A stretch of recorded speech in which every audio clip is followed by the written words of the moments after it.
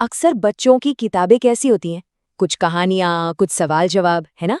लेकिन सोचिए, अगर असली कहानी उन सवालों और अभ्यासों में ही छिपी हो तो? आज हम ठीक यही करने वाले हैं। एक किताब के अंदर छिपी हुई कहानी को बाहर निकालेंगे।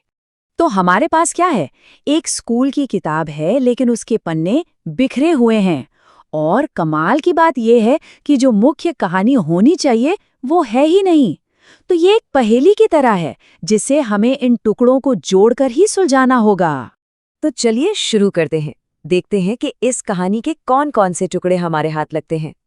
तो देखिए, हमारे पास कुछ तस्वीरें हैं, कुछ नए शब्द हैं, और हाँ, व्याकरण के नियम भी हैं।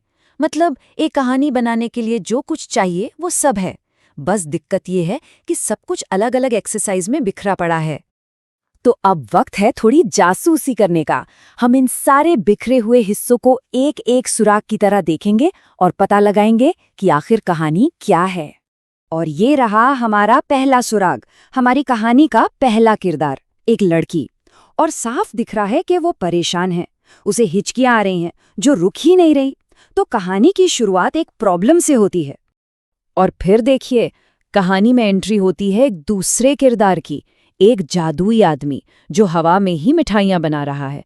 अब सवाल ये है कि क्या ये इस लड़की की मदद करने आया है या फिर कहानी में कोई नया ट्विस्ट आने वाला है।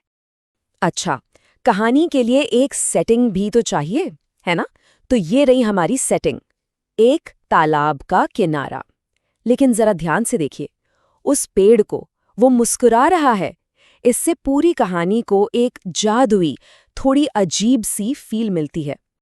अब आती है सबसे मजेदार बात। इस किताब का जो हेल्प बॉक्स है ना, वही हमारा सबसे बड़ा क्लू है। इसमें दो शब्द हैं, खीर और कचौड़ी। ये सिर्फ शब्द नहीं है, ये कहानी को एक देसी टच देते हैं और आगे जो होने वाला है उसका हिंट भी देते हैं। तो ठीक है, हमारे पास किरदार हैं, जगह है और कुछ जरूरी शब्द भी हैं, पर इन सबको एक साथ जोड़कर कहानी कैसे बनाएं? इसका जवाब शायद ग्रामर के उस चैप्टर में ही है। किताब में एक नियम दिया है, दो वाक्यों को एंड या बट से जोड़ा जा सकता है। सुनने में ये एक मामूली सा ग्रामर का रूल लगता है ना? पर असल में ये कहानी कहने के दो सबसे जरूरी टूल्स हैं। जरा सोचिए, एंड का मतलब है कहानी में कुछ और जुड़ रहा है, वो आगे बढ़ रही है। और बट का मतलब है कहानी में एक ट्विस्ट आ गया, कोई रुकावट आ गई। सही मायनों में कोई भी कहानी इन्हीं दो शब्दों के सहारे ही तो आगे बढ़ती है। ये कहानी का डीएनए है, कह सकते हैं। तो अब हमारे पास सारे सुराग भी हैं और कहानी बनाने के टूल्स भी। तो चलिए अब इन सब को जोड़ते हैं और देखते हैं कि वो छिपी हुई कहानी आखिर है क्या। तो कहानी कुछ यूं शुरू होती है। एक लड़की थी जिसे बहुत जोर से हिचकियां आ रही थी और वो किसी भी तरह से बंद नहीं हो रही थी। अब हम एंड लगाकर कहानी को आगे बढ़ाते हैं। वो लड़की तालाब के पास गई एंड वहां उसे एक बूढ़ा आदमी मिला। और अब आता है मैजिक। उस आदमी ने उसे कुछ जादुई मिठाइयां ऑफर की। ऐसा लगा कि बस अब तो लड़की की प्रॉब्लम सॉल्व हो जाएगी। लेकिन यहाँ आता है कहानी में ट्विस्ट। बट लड़की को वो जादुई मिठाइयां नहीं चाहिए थीं। उसे तो खीर या कचौड़ी खानी थी। याद है वो हेल्प बॉक्स वाले शब्द? यहीं पर कहानी का मेन कॉन्फ्लिक्ट यानी संघर्ष शुरू होता है। और कहानी का अंत भी बड़ा मजेदार है।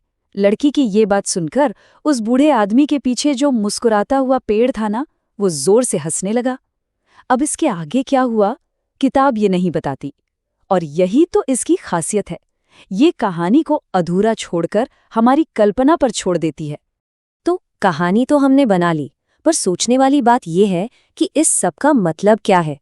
आखिर कोई टेक्स्ट बुक इस तरह से कहानी क्यों सिखाएगी, उसे छिपाकर? इसका जवाब बहुत सीधा और गहरा है। ये सिर्फ एक ग्रामर का पार्ट नहीं है। ये असल में बच्चों को कहानी सुनाने के लिए नहीं, बल्कि कहानी बनाने के लिए एक न्योता है। ये उन्हें पैसिव लर्नर से एक्टिव क्रिएटर बनाता है। तो इससे हम क्या सीखते हैं कि जब आप ग्रामर जैसे बोरिंग सब्जेक्ट को भी एक कहानी में पिरो देते हैं, तो सीखना एक मजबूरी नहीं, बल्कि एक खोज बन जाता है। ये सिर्फ रटना नहीं, बल्कि क्रिएट करना और समझना है। ये साबित करता है कि छोटी छोटी एक्सरसाइज में भी कितनी बड़ी कहानी छिपी हो सकती है। तो अगली बार जब कोई भी चीज़ देखें तो ये ज़रूर सोचिएगा कि हमारे आसपास ऐसी और कितनी कहानियां हैं जो बस खोजे जाने का इंतजार कर रही हैं।